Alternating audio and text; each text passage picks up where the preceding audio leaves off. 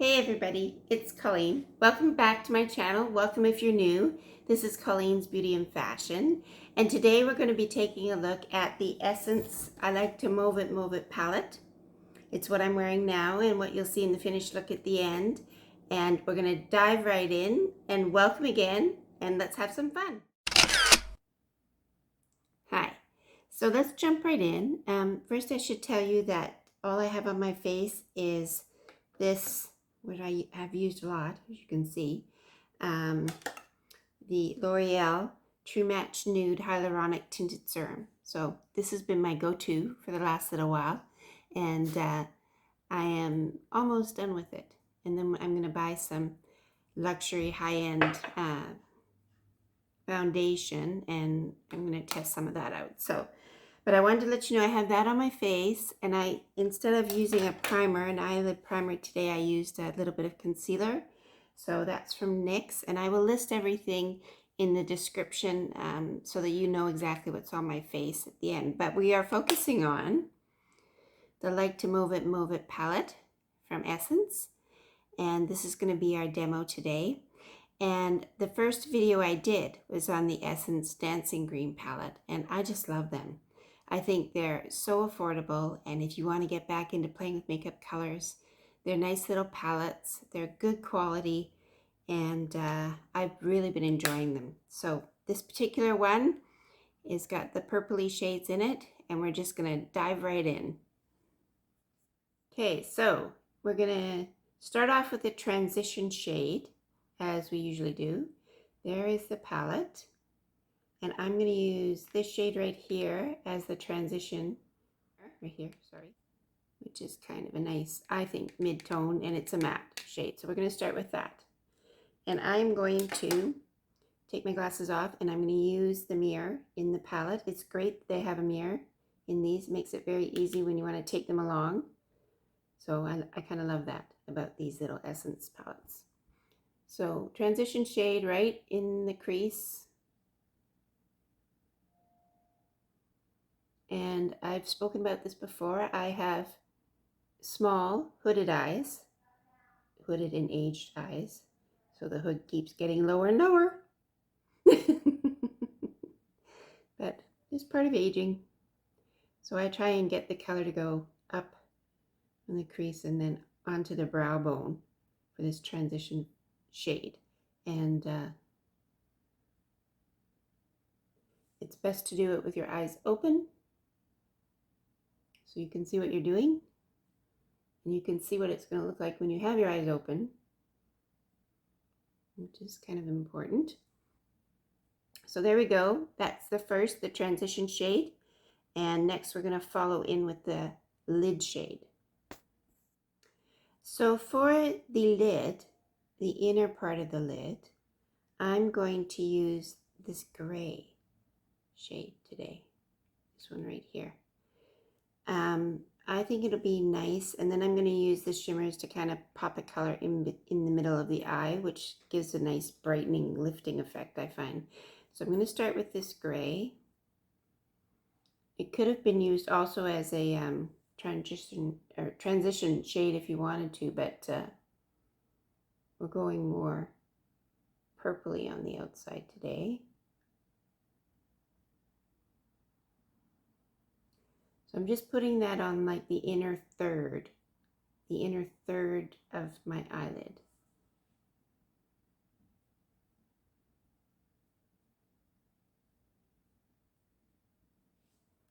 Then you always have to try and make sure that everything is even on both eyes. So there I've got the gray kind of in the middle there. And then I'm going to go on to my next shade, which will be the darkest shade on the outer corner. So for the darkest shade on the outer corner, again, we have this little brush that I like. I call it my little tappy brush, tap, tap, tap. And I like to tap the dark color into the corner with this brush. It's, I think it's a Quo. Yeah, it's a Quo brush that came in a travel kit, but I just really, really like it. So I'm going to tap it into the outer corner And this is the very deep purple shade. Now for this deep purple and into the corner, I sometimes have to close my eye because this is where the hood in my eye is really droopy. So, and I don't want anything going out too far, but like I've learned, you can come back in and correct with concealer. So it's going to look messy. It's going to look messy until you go back in and blend and use concealer. But trust me, it'll all work out in the end. And I said that in the last one, and it worked out. Yay! So anyway, yeah, I'm just going to tap this into both sides on the outer corner, not too far out. And then, of course, like I said, we'll have to blend everything. Blend, blend, blend, blend, blend. Tap, tap, tap, and blend, blend, blend. So, ooh, I kind of maybe overdid it with the, well, we'll see. It is a very dark color. You can see this purple here. There are other options for your corner if that's too dark for you. You could have used like some of the lighter shades, or the gray could have gone in the corners. Lots of options in this palette. That's why it's great, right? I'm not even using this white one, and it's kind of an off-white one, but it's it could easily really soften the whole thing, and you could go a lot softer. I'm using the darker shades today. So now for our next step, we're going to take a shimmer color. This one right here is quite shimmery and nice light kind of lilac color.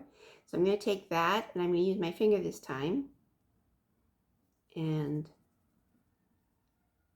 I'm going to put it right into the middle of my eye. Now you can decide how far over you want to go with this. You can keep it in the middle, or you can bring it down into the inner lid more, which is kind of what I'm doing today, kind of more into the inner lid, but not all the way in. And I think you can see if I go like that, you can see. Now again, don't be horrified. It has to be blended. And what I'm going to do now is I'm going to go in under the eye with a little bit of the medium purple color here. Oh, sorry, mirror in your face. The medium purple color right here. So I'm going to take that underneath my eyes. So I'm just going to start that now. Okay, so here we go. Now I wanted to show you this brush. This is the brush I'm using for underneath my eyes as an eyeliner. It's very thin, very angled brush.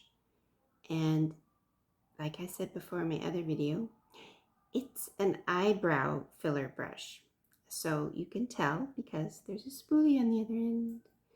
It's very stiff and very fine, and that's why I like it for putting shadow underneath my eyelashes, because I find that it really helps me get up into that area without, you know, being too smudgy.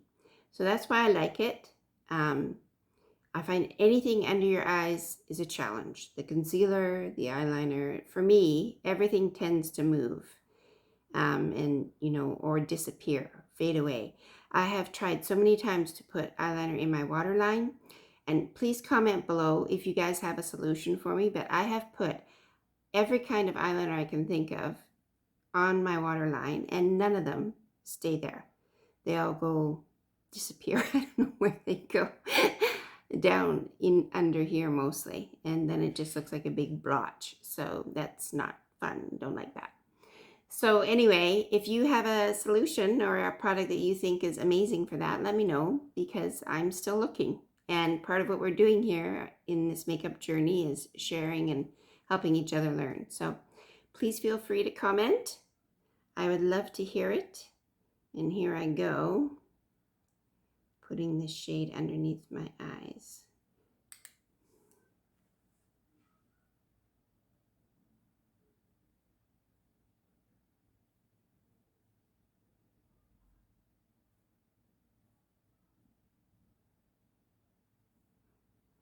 This brush is a little pokey, so it's not ideal, but I like it best for this. I know it's strange, but part of the fun with makeup is you get to play and do what works for you.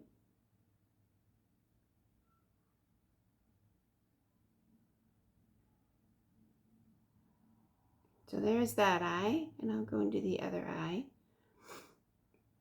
And it's not the right brush too, because it pulls up quite a bit of product, and so that's kind of wasteful, but I will find the right thing eventually. It's part of my journey to try and find the right tools as well, right? So in the meantime, I'm using this.